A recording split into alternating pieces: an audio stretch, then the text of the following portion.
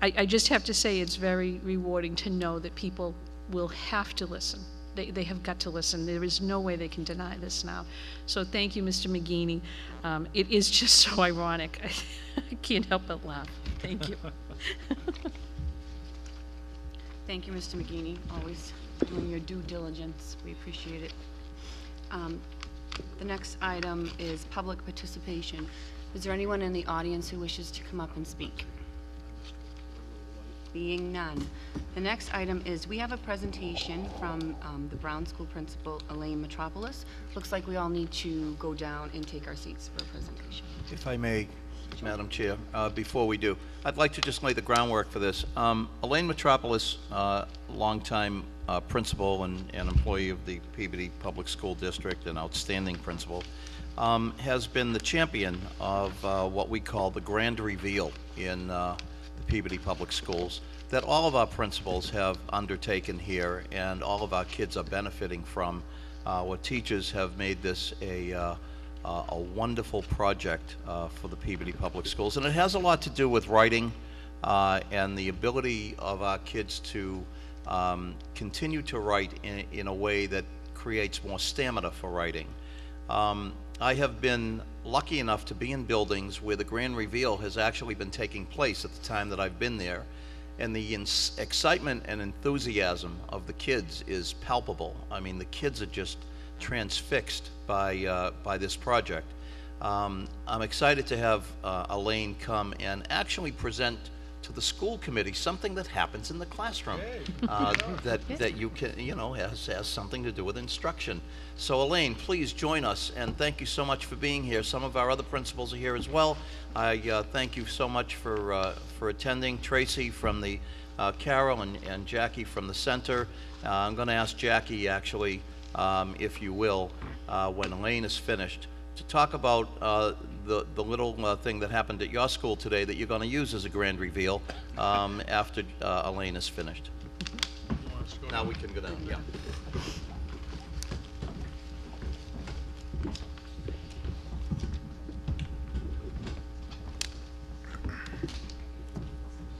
Oh, of course.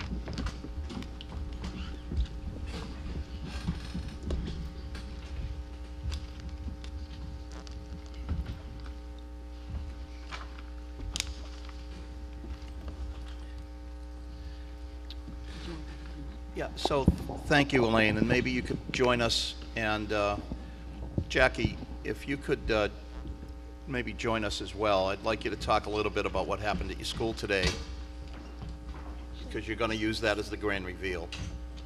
Thank you.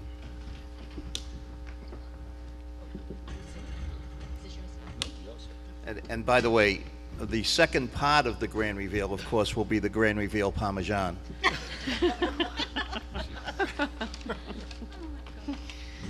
Elaine, both of you, thank you for joining us. That was a wonderful presentation.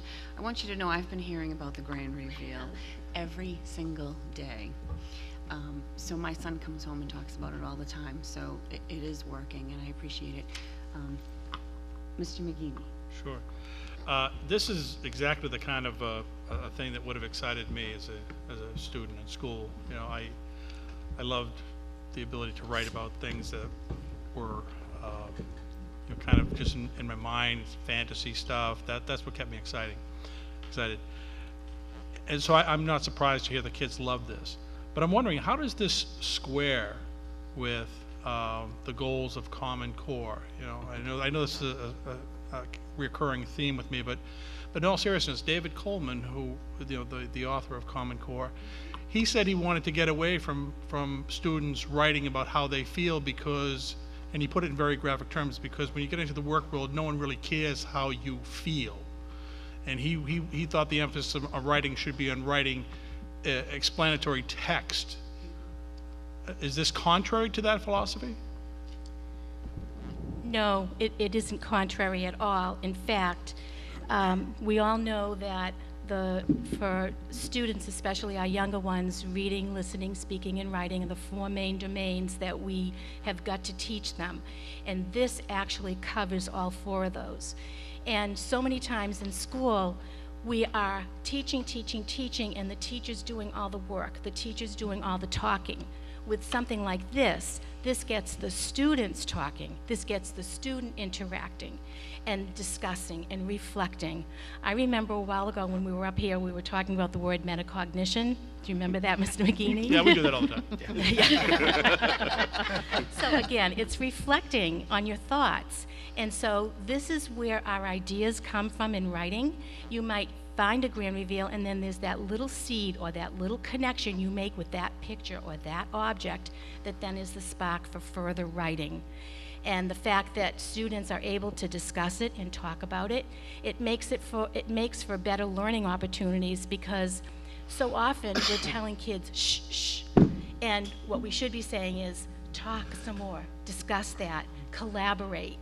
And this is what we're doing. So it really is all part of our frameworks and covers it all. Well, and again, with the curriculum yeah. tie-in, especially. Elaine, not surprisingly, I agree with everything you're saying, as I always do, it seems. But it does, it's kind of honing in on that spark of imagination that all children have. And I think when you nurture that, it's a good thing. I still think it doesn't square quite with David Coleman's vision. And also, one last thing, I think everyone would agree that in order to be a great writer, you have to be a great reader. So what kind of things are they reading that are tied into the Great Reveal? Well, for the first thing is that when they're writing, then when they share, they're reading, they're writing. And kids are hearing that also. Mm-hmm. But kids in every school building, I'm sure you know, are doing all sorts of reading all day long. They're doing independent reading, they're doing silent reading, they may do partner reading. The new thing now is close reading. And so kids are reading at their independent reading level, which is something they can read fairly easily. They're also reading at their instructional level, which is a little bit higher, but it's where the teacher can actually instruct something. They won't know everything in that particular. So independent reading is different from instructional reading. And then if kids are working on fluency, they might even be reading an easier book so that they can then work on the rhythm and the intonation and the emphasis on words and the melody and the flow and the rhythm of the reading. They're reading all day long. You're just such a great educator. Terrific. Wonderful. Keep it going. Mr. Rosignol? Thank you. Thank you. That was a great presentation. I know you said one of the goals in the beginning was to decrease tardiness. What percentage would you say that has helped with? Okay. Mary Ellen Flynn is actually working on that right now.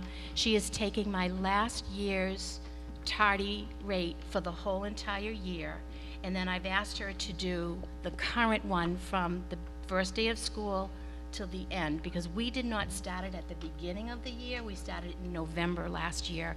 So we're working on that right now. I can tell you, teachers are telling me all the time how their rates in the individual classroom goes down. I said, we need the actual figures, and I'm getting those from Mary Ellen. Okay, it would just be a true concrete way to show that Absolutely. one thing. And the other question I have is, do you emphasize their writing on quality or quantity or a combination of both? What would you say you're trying to really hone in on their ability? Well, the very first thing that was all secondary. What we were really trying to do was to increase their stamina and their endurance. All of this was secondary, and we're very pleased that all of these other things have happened. But because of the grand reveal, you'll notice on your little purple pages I gave you, the writing time increases by grade level. Yep. So, for example, grade 1 is 1 minute, grade 2 is 2 minutes of writing. Already, the first grade teachers have told me they're following the children's lead, and the children are insisting on 5 minutes in first grade, and this is November. It took us a lot longer to get there last year because it was new.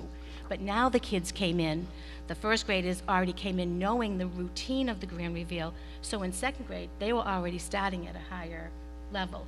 But I forgot to mention, this whole thing takes 5 to 10 minutes every day. So it's not a big piece of the day. It doesn't cost anything. There's no materials to buy, and the kids love it. I think it's absolutely fantastic.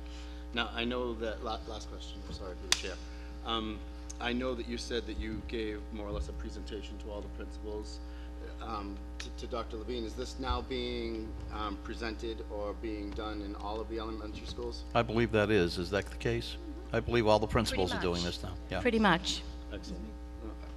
I'm thoroughly impressed. Thank you very much. You're welcome. Mrs. Dunn? Thank you, Mrs. Chairwoman. Mrs. Metropolis, thank you. I had heard about the grand reveal through the grapevine from very excited students who talked You about heard it through the grapevine? I did. I did. Some first grade students from the Brown that spoke about it. And I'm very happy to hear exactly what it's doing, and to know that you presented at the state level. What was it at the state that, what type of an event was it where you presented this? It was the state summit, and the commissioner was there. He spoke, and He's Dave's favorite person. Did he ask for David? yeah, he asked for you, Dave. You're probably on his Christmas card list now. Grand reveal when you meet him again. See what he has to write. Yeah. And most of my presentation was to other administrators and superintendents and principals. There were a few teachers in every presentation, but the DSAC representatives were presenting on different things. So it was an honor to be invited to present there. Oh, that's wonderful. I mean, thank you for representing Peabody so well and letting them know what you do. And my cover slide was Peabody Public Schools.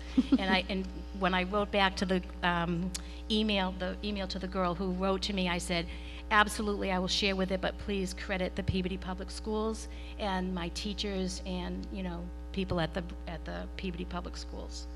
Well, I think this is wonderful.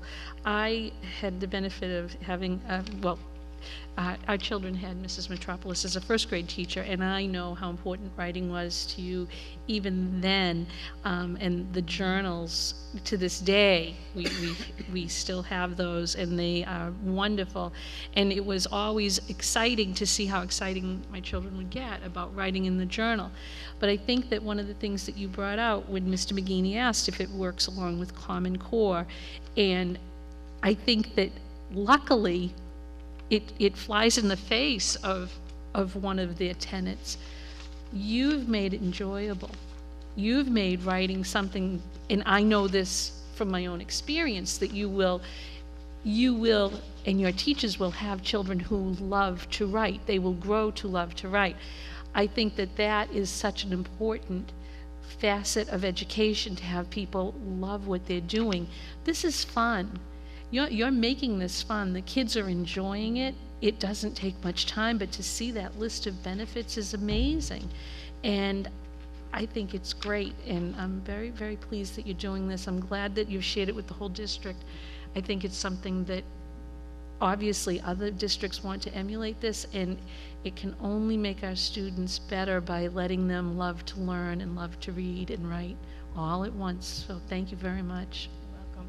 Plus, we can't forget the benefit of the strengthening of those muscles. One of my second grade teachers told me the other day, she was in class, she was trying to open a jar and she was having trouble, and one of the kids in the class said, "I can open that for you because I have strong muscles in my hands and fingers from the grand reveal."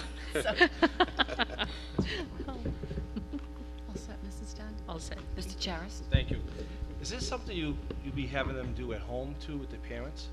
No. No, just at school? It's meant to be an everyday thing. It's consistent. It takes very little time, but you know, if you're ever trying to learn something new, whether it's tennis or whatever, you get better at it by practicing. So what Right. we're giving them is an opportunity to practice this every single day. I don't mean eliminating, not doing it in the schools, but also having them do it at home with mom and dad or brother and sister, just to get them involved in what they're doing. Because like you said, there's no materials there.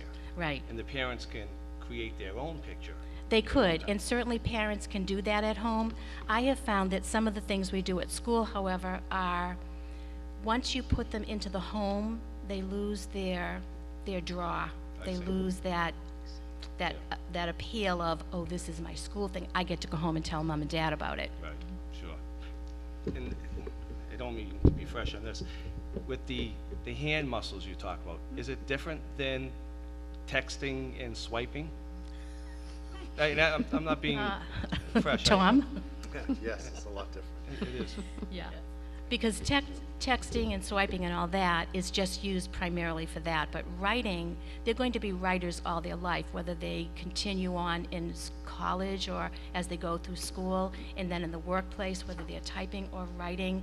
I mean, even typing on a computer, they're still going to have to write using a pencil and a paper, and those are the kinds of things that kids build up their stamina by doing these tasks. No, just when you talk about the muscles, because they seem to go like hell on those little phones. I think for texting, I don't know, the kids I see are like your thumbs are the, And the swipe. yeah, You can yeah, swipe they get really strong well. thumbs. Thank you. Ms. Metropolis, I had a couple of questions myself. So, is it safe to say that the Brown piloted this last year, and this is the first year that the rest of the elementary schools are using it? Yeah, yes, we piloted it last year. Okay. And the grand reveal, you said, is done every day, correct? So you mentioned in your slideshow that once a week, you also, is it the art, music, and phys ed?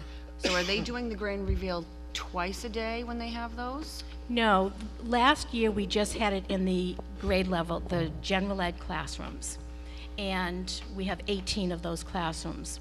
We have 8 special ed classrooms, and then we have the specialist classrooms, art, music, and gym.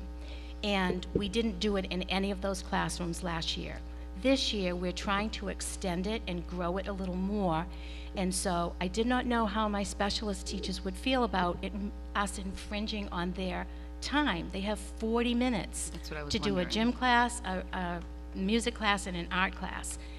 So what we decided to do was I spoke to my gym teacher, actually, he's the one that's going to start it, and he said, I'm willing to try this, and he said, I would like to try with one grade for one period.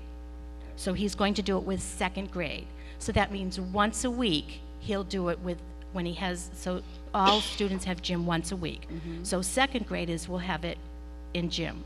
Another grade level will have it once a week in music. So then it's not asking a lot to take 5 minutes out of their 40-minute period once a week. And that will be the start of it. And then I'll get their feedback, see if they like it, see if it's valuable for the children. Okay, that was my concern. They have those specialty classes once a week, and if they're doing that type of work, are they Right. not getting their art, their music, their phys ed? Exactly. I wanted to be respectful to those teachers and get their opinion and their feedback as well. Okay.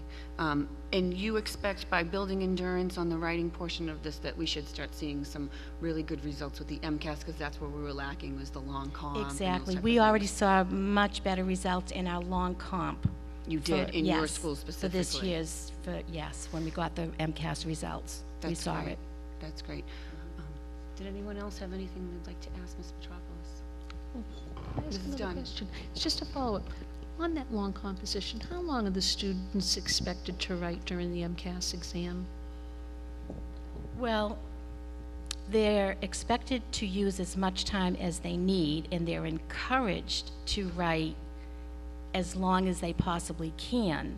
And if that means pretty much all day, that's what they do. And Right. I can tell you, my students did write all day, That's what I thought. and they didn't get tired. Wow. So through the chair, thank you, Elaine, very much. Jackie, if you could just talk a little bit about what happened at your building today. Sure, and can I add just a few more things, just in support of everything that Elaine started for us. Over the summer and even last spring, my teachers started asking, what's this grand reveal that the teachers at Brown School are doing? So I think, just a lot of credit. Thank you for starting an exciting educational and creative educational wildfire. That's what I would call it. I'm seeing my teachers were thrilled when they came back for the August professional development and they found out that was going to be one of their presentations, is learning about this grand reveal. And we can do it. And boy, they started day one, even though I said to them, let's talk about it when we get back to the school. Nope, they took it and ran. So I was thrilled to see that. I'm also seeing some kind of carryover in other subject areas. So some of my teachers are taking that grand reveal theme and experimenting with math fluency and doing things with the kids with, okay, let's see how much stamina we have for our math facts so we can solve other problems. So kind of going back to like what you said, Mr. McGeaney, that kind of that old-fashioned joy of writing and knowing your facts so you can apply your skills to a more higher order topics and questions. But it's genuine, and the kids, I walked into a 5th grade math class the other day and they said, please, can we take our multiplication test again? Time us. Again, that excitement that you want to see is genuine from the children, so following their lead. So I had a very exciting thing happen at my school today. We had Lucky, the mascot from the Celtics, come to visit. And Superintendent Levine and Ms. Murtagh were here, and contacted the district a few weeks ago, and they came, and they were an amazing organization to work with. Kelsey, who's their PR person, worked with me and said, I want to know what your school themes are, what you're working on with the children, trying to get them to learn around character education, around your school, morals and rules and anything that's your theme this year. So I talked to them about, we're using the theme of our summer reading, hero, and talking to the children many ways that they can be a hero, different heroes in our community. So they carried that over, and we use a lot of the Michelle Garcia Winner social thinking curriculum. So we talk about expected and unexpected behavior. Just a better way to term what we want out of the children at school. So they integrated that into their topic. They had a great MC, had a DJ, and I did not tell the children nor the teachers. They had lots of guesses what was going to happen today, but I even blocked the windows and had them eat their lunch in the classroom for today. As you know, that's our gym, our cafeteria, our auditorium. So I blocked the windows, and great anticipation. And actually, Mr. McGeaney, the teachers were thinking it was going to be you and Mrs. McGeaney's performance group, and they were quite excited for that. That's what they were sure that it was going to be, but it it was lucky. So I will be posting on my school website. He actually did the tricks that he does at the Celtics with our small gym. But at the end, I tied in the grand reveal. So I said, so students, normally your teacher would post something on Thursday morning, but when you come to school on Thursday morning, we're going to use pictures and your memory of this afternoon, everything that Lucky taught us. So we're going to be all writing about our Lucky experience today for the grand reveal. Thank you. It really was, through the chair, it was a wonderful presentation. The Celtics organization did a very nice job. And the only reason I didn't do any of my somersaults is because I didn't want to show Lucky up. And you would have. And I would have. Thank you, ladies, very much. Thank you. And Tracy, thank you for being here. Good stuff. Very much Yes. appreciated.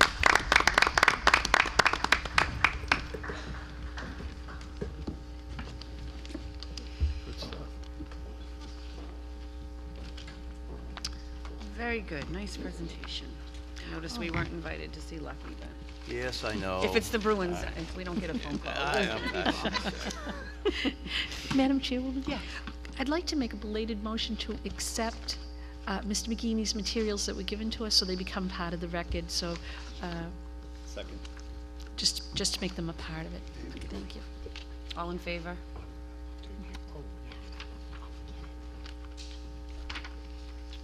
It's fine. It passed, trust me. Okay, the next item is the superintendent's report. Dr. Levine. Thank you, Madam Chair. Just a couple of things that are not written on the agenda. Yesterday, we had a wonderful presentation from a company called Z-Space. As you know, I'm in the process with Mrs. Murtagh putting together a committee to take a look at our science curriculum so that in the spring, through the budget process, hopefully we can recommend to the school committee a new K through 10 science curriculum for the Peabody Public Schools. We began that process yesterday by taking, and actually Mrs. Petropoulos was with us, by taking a look at a new 3D technology for science. It is really astounding how far the technology has come and what kids can actually do in the pursuit of science at all grade levels, really from 5 through high school.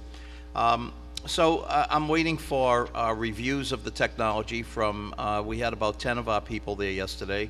The high school seemed to be most interested in this technology, and I'm very excited about pursuing this kind of technology for our kids so that they have the same opportunities that other kids have in other school districts, to be able to play with these kinds of wonderful pieces of equipment and software in the science area. Secondly, I did have an opportunity to meet with Mr. Amico and Mr. Olympio today, and I told them to bring their little red wagons because I gave them an awful lot of paper. It was a great meeting, and I just want to express my individual congratulations as I did today, and the wonderful feeling that I came away with knowing that we have two high-quality people that were elected to the school committee who will carry on the tradition of making decisions that are in the best interests of kids. We're very, very pleased to have you coming on board, gentlemen. Again, congratulations.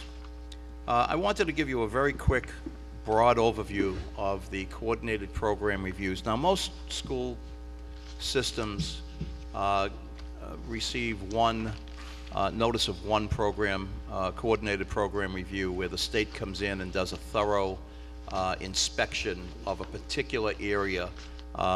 We were lucky enough to receive 4 of these.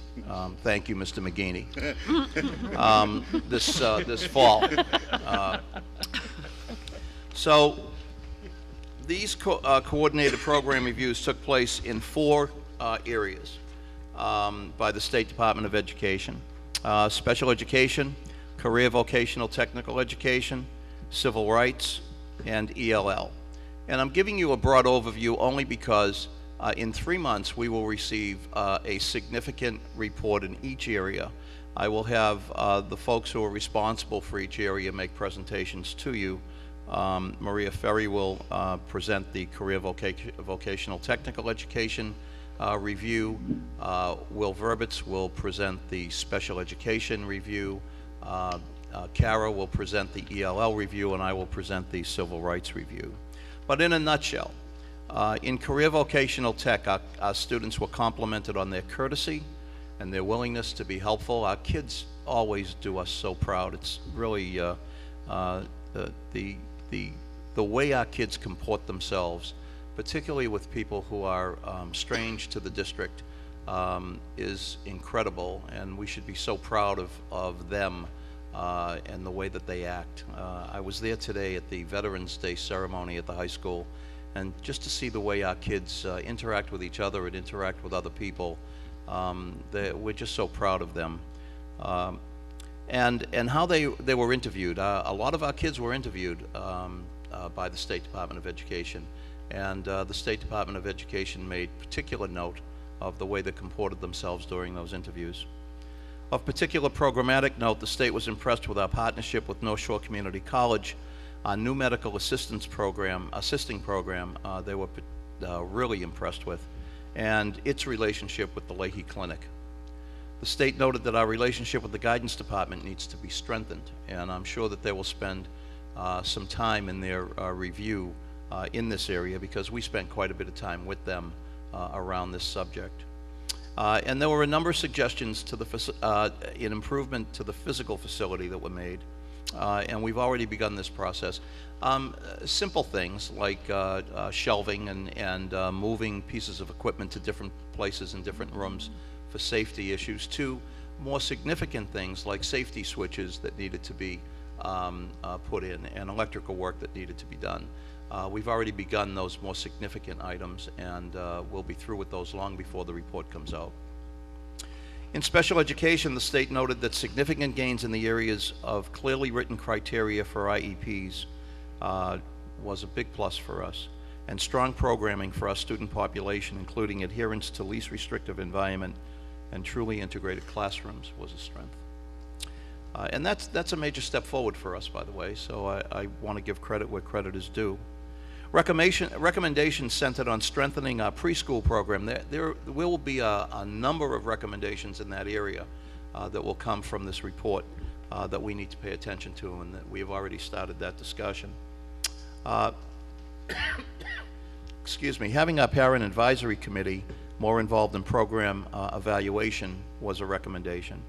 And improving student file keeping. So we need to take a look at that and what we do with our files. Generally speaking, one of the things that came up through their review that we already knew needed attention, and I think that Will has already addressed this and will continue to address it because we need to address it, is our meeting of timelines throughout the SPED department in every aspect and facet of timelines. And that's so critical, because if we are late with our timelines, that means students aren't getting services, or student services are delayed. And in some cases, it's hard or impossible to make up for those services that are either delayed or missed. So we need to pay a great deal of attention to that. I know that Will has already begun that process, and we will continue to work through that process. There are a variety of issues at the high school that have been noted, including a lack of use of assistive technology, and Will and I and the team will address those issues as well. In the civil rights area, they made note of grade 12 must be offered physical education. I have not addressed this yet. I don't even know whether or not, I would imagine that we just don't offer it. And we need to. So we need to address that. We need to comply with the 12-day rule from graduation. We did not comply with that last year. Kids cannot graduate any closer than 12 days to when the rest of the school system gets out of school, or they must be within 12 days of when the rest of the school system gets out of school. We were quite a bit further away from that last year. We need to address that in the near future. We need to do curriculum reviews more regularly. There needs to be a system of curriculum review, and it needs to be done more regularly. They noted that our handbooks must be translated. I would imagine that that they are in some languages, and maybe they're not in others, and we need to address this at the high school as well.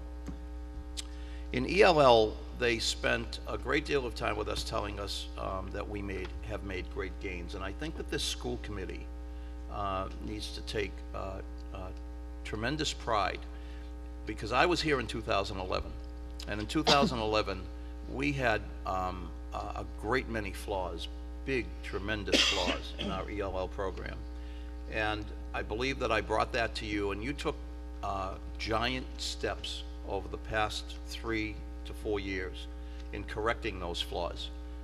They have noted that. There needs to be a great deal of pride taken in what you have done for our ELL kids. More needs to be done. One of the areas that we know of that needs to be taken care of is a writing of curriculum throughout the ELL program, and I know that Kara and her people are addressing this now.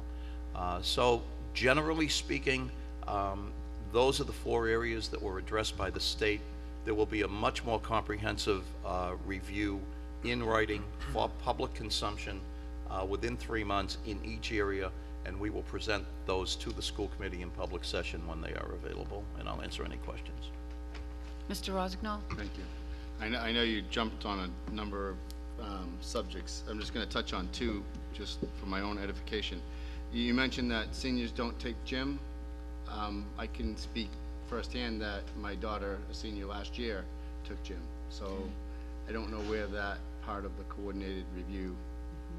So I need to check that out, because that was a question I had in my mind. Yeah. I don't know whether they're recommending that it be mandated Well, or offered. I do think that because of our schedule, I want to say it's mandatory 3 out of the 4 years, not necessarily mandated 4 out of the 4 years.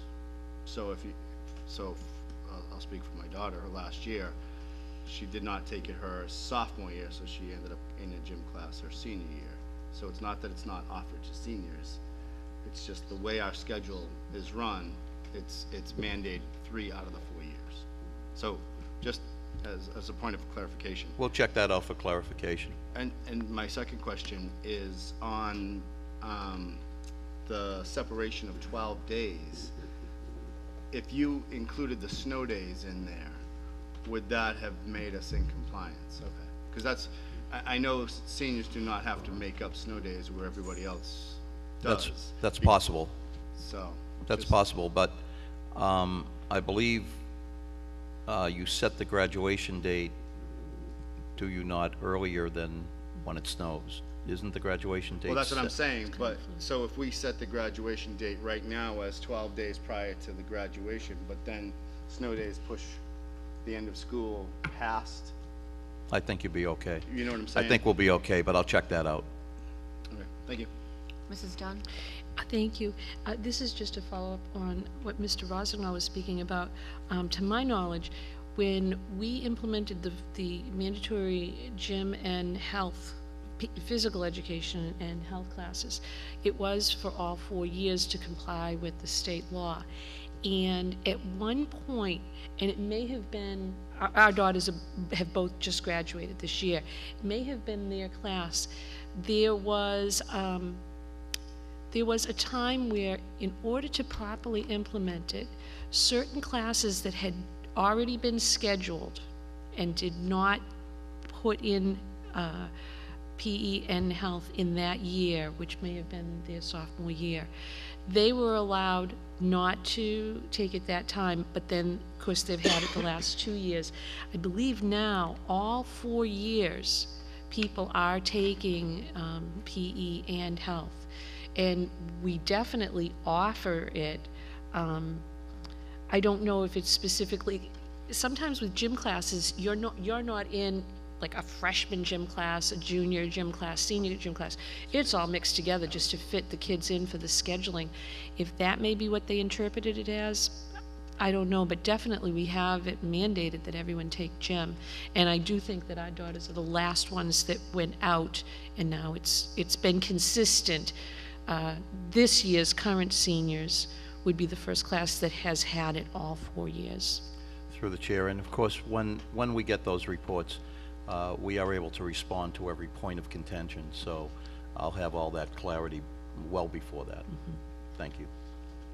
Mr. McGeady? Thank you. I just want to make mention, I'm glad that we're getting in closer compliance with the ELL mandates, and I know Ms. Dunn has been on top of that for many, many years, advocating for that, and believe me, I take no pride in being out of compliance with that, but I do think it's worth mentioning. One of their big objections is that we didn't have their desired ratio of ELL instructors to ELL students. And yet, when I looked at the information, Peabody's ELL students scored better than half of the students in the state. And most of the students who finished well below us were in compliance to that ratio. So it seemed not to matter to DESE that we were doing better than most other schools in that area, only that we were not in compliance with their ratio. Now, I'll tell you, and most of you were here, so you remember, is we didn't desire to fall below their recommended ratio. We were making decisions on class size and bus fees and a host of other things that we were trying to do, and so we were trying to prioritize what our district needed with the revenues that we had.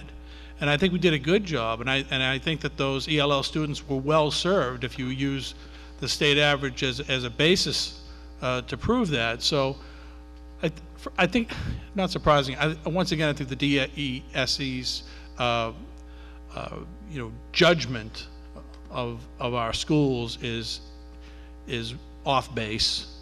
I mean, I'm glad we're in compliance, and I would expect those numbers maybe to get even better, but I think sometimes in their ivory tower, they don't understand the decisions that we have to make at a local level for all of the students. So. Thank you, Mr. McGeady. Dr. Levine, you said you would have a full report of all of the areas within 3 months, is that right? Yes, that's what we expect. Okay, so the list that you read to us from was just a meeting of notes that you had taken down? That is correct. Okay, I'm very interested to see them in a summary form where we can really delve into them, and I think we do have some contrast where this committee is in the understanding that we're in the opposite position of what they're expressing. And you mentioned so many things that I couldn't jot them all down, so I will wait until the summary, but I do look forward to it. Sure. Thank you. You're welcome. Shall I continue? Please. Okay. Just in your packet, you have the November professional development schedule. I put in your packet a little statistical sheet that shows you the change in demographics in Peabody over the past few years. The growth in free and reduced lunch over the past few years is fairly significant. And you also asked me to respond to Councilor Manning, which I did, and that was about the Kraft Foundation. And I would ask you to accept with gratitude the donation that we received from Atlantis Marine for the CFCE program that run by Donna Conley. Move to follow the recommendation of the superintendent. Second. All in favor? Motion carries. With that, I am through with the superintendent's report. Thank you very much, Madam Chair. Thank you, Dr. Levine. Oh, I'm sorry. I apologize. One thing. Our Peabody Youth cheerleaders won the Northeast Division Championship, and I know that Mr. Charist would like to say a few words on their behalf. Yeah, just simply like just what you said. November 7th, our Peabody Gladiators cheerleading Tanner Youth Football went to the state conference competition at Reggie Lewis Center in Roxbury. They placed first, the first time they've done this in that level. Katie Gazzoa, I'm probably pronouncing her last name incorrectly. I'm sure I'll be spoken about that tomorrow when she comes to work. She happens to work with me, so she was very excited when she came in today, and This is a group of girls who've been working very hard at this, has a bid to go to Disney World to compete. But very exciting news for this grade level. Almost every one of these students goes to the Higgins. So, Very thank you. impressive. You're welcome, and now I am through, Madam Chair. Thank you, Dr. Levine. Thank you, Mr. Charis, for sharing that with us. Written communications being none. Next item is subcommittee reports. Finance Subcommittee, Mr. Hockman. Nothing to report at this time. Thank you. Mrs. Dunn, Quality and Standards. Thank you, Madam Chairwoman. I would like to schedule a Quality and Standards Subcommittee meeting for sometime next week at the convenience of the subcommittee members to finalize citations to Section A, begin to review Section B, and to bring forward the proposed policy for EpiPen cabinets to begin working on that again and get that all straightened out immediately. So as soon as that date goes up, we'll post it. Mrs. Dunn, if I may, under Quality and Standards, I would just like to report to the board that there was a policy written through Sharon Cameron, and Dr. Chin has it right now. Oh, perfect. And she did notify me that once that is approved, she will get it to you to give to our committee to review. Good. I just got that Thank you. information the other Just day. so the other members know, we needed to run that past the city physician by state rules, and it's a great oversight for this type of a policy. Correct. Parent Advisory Board, Mrs. Dunn. Thank you. Our next meeting is scheduled, I'm going to check on this. I have it down here, Monday, November 16th at 7 p.m. at the Higgins, but I do know some members also mentioned that it might be the 17th. They had that in their book on Tuesday, the 17th. I will check on that. You will, of course, all be notified, and we're working on the speaker for that. Hopefully it will be someone from Food Services, but it may have to change just for scheduling purposes, but I will let you know as soon as that's confirmed. Very good. Building and Grounds, that's the mayor, correct? Nothing to report. Wellness Committee, Mr. Rosignol. Thank you, Madam Chairwoman. On October 29th, I attended a meeting for the community, it's called the Community Advisory Board for the High School Student Health Center. In attendance was Ms. Murtagh, myself, Allison Kilcoyne, Tom Gould, and a few other different representatives from both the community as well as healthcare professionals. We discussed the annual productivity of both their medical side as well as their behavioral side. And when we put this in place, we were under the assumption that this was going to be a very useful and utilized service. Well, it's even grown beyond their expectations. I know since our meeting, Mrs. Kilcoyne has met with Dr. Levine, and I'm going to invite her to come before the board just to go over what their volume has been like this past year, the types of students that they're helping get through some pretty challenging situations, and how much of a benefit that this service has been to our students at the high school.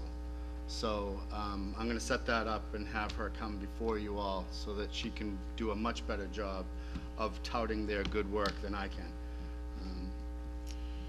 And I think our next meeting is going to be in January, I believe. We're going to wait until after the 1st. We try to meet at least once a quarter, but they're doing some amazing things there, and this board should really take a bow for implementing the service at the high school. It's going off without a hitch. Thank you. Very good, thank you. Vocational Subcommittee. Who's on that? It's the mayor, nothing to report. Special Education Subcommittee, Mr. Hockman. Nothing to report at this time. Thank you. Community Partnership and Outreach, Mr. Charis. Nothing to report at this time. Thank you. Ad hoc Subcommittee on Curriculum and Instruction, Mr. Hockman. Nothing to report. Thank you. Ad hoc Subcommittee on MASC Resolutions. Nothing to report, but I would like to let the members know I was unable to attend last week's conference. I am obtaining all the materials. I'm going to be able to assemble some things for us, and I will, of course, be sharing what I learned from the other members about the various topics that were discussed, and I should have a report of the resolutions by our next meeting. The actual meeting when they vote on resolutions it's a lot of fun. There are a lot of last-minute changes, a lot of last-minute votes, and it does take them a little bit of time to put it together and send it out.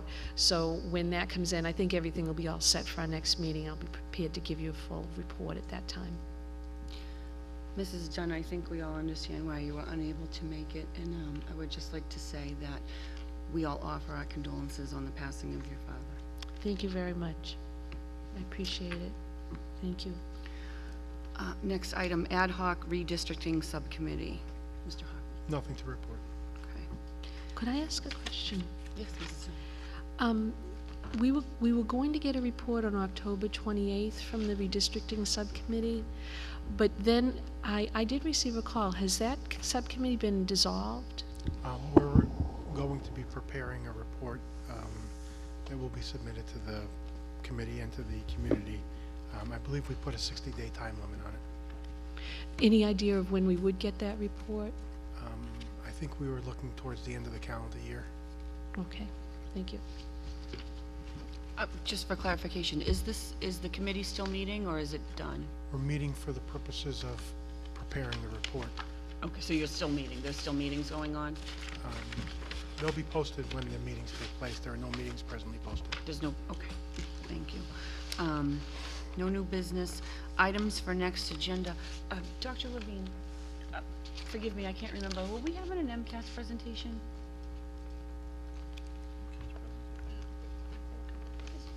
Last meeting, we had the book, and then,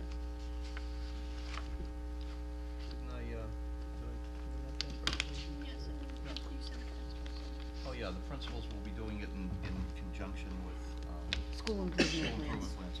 But that's coming after the beginning of the school year. That's in March. Okay, so those will, I wasn't sure which way we were Yeah. doing that. Items for next agenda handled in usual business manner. Mr. Rosignol? Thank you. Through the chair to the board, I just have a question. Should we, as a directive to the superintendent or to Mr. Kendison, start to establish an RFP for our after-school programs? Yes, I'd like to make that as a motion to direct the superintendent, Mr. Kendison, to start establishing an RFP for our after-school programs starting in when does the current contract, starting in the summer? So moved. Second. Any discussion on the motion? Yes, I'd like to see an option, and of course I won't be there to vote on it, but I would like there to be an option at least for the RFP for the school programs, not to be a winner-take-all. I'd like to see an option available for there to be more than one provider. Mrs. Dunn? Just a thought. I know that this is it's a big issue. If we could put it on for the next agenda, Absolutely. that would probably be most helpful, so that we could begin to formulate what we're looking for and what we want to do. Mr. Hockman? Yeah, I'm just wondering if, in light of the events that occurred over the last few months relative to this topic, if we plan on having any community outreach or a public participation relative to this. If I may, just for a second, when you put the RFP out, that's a public notice, correct? I mean, it goes in the papers, it's, If I may clarify, I meant in terms of the development of the RFP. understood. So, Dan Doucette and I talked about it, because Dan will be sort of having oversight in terms of the preparation of the document. He's away this week. We talked about some of the vehicles that we would use to create really a request for service type document. And I think that's aligned with what Mr. McGeaney was talking about. So we have the existing document, and the objective is to make that into an offering that people can respond to and offer service. I see it as some of the similar conditions that we have now in the agreement, but I think there's some creative things we can talk about. One of the things of interest at one of the schools, for example, is morning programming. So that's something that might be considered in terms of the structure of the document. Mr. McGeady? Yeah, well, I don't think it's necessarily critical that we do involve the public. I think that could actually slow down the process, and it's not an effort to keep the public out. But when I think about the criticism of the after-school program, it was that they liked it too much. I mean, we created a program that people liked too much. They didn't want it changed. So I don't think there's any problem or deficiency with us putting together an RFP. We're not going to make a program that's worse. So I think if anything, it's an indication that we did a good job with the previous selection of after-school programs. Through the chair. Yes. I think Mrs. Dunn's recommendation that the board have a chance to think about, the committee have a chance to think about what they would like to see in the RFP and then bring it back to the table for the next meeting. I certainly will work on this with Dave Keniston and Dan Doucette, but before even a draft comes before you, I'd like to hear more from you, all of you. For example, Mr. McGainey's recommendation that there be an option for more than one vendor is one type of idea. Mr. Keniston's suggestion that we work in possibility of morning programs.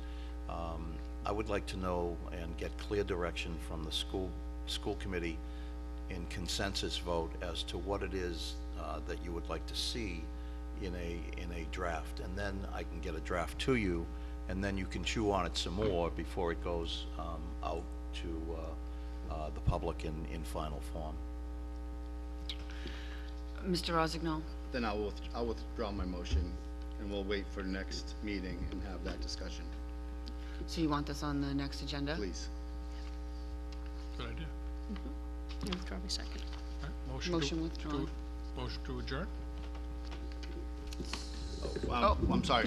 No, Just one more item for next agenda, if we could put community service as a requirement on there as a rough draft. Thank you. and now a motion to adjourn. Second. So moved. Thank you, everyone. Good Thank evening. you. Good job. So I just started talking to you. Yes. Like,